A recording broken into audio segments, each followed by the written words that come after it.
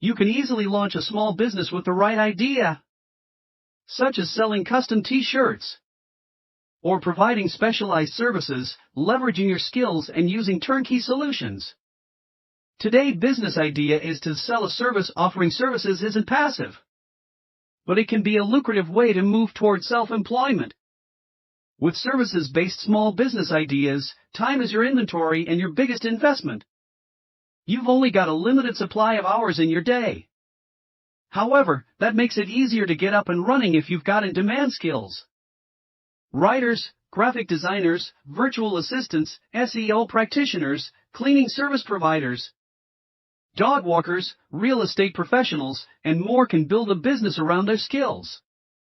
You could offer these skills as an ongoing service, or start a consulting business that advises on projects. You can use the Book That app or Astral appointment booking for Shopify to let customers easily schedule a session or consultation or buy tickets to a class with you through your store.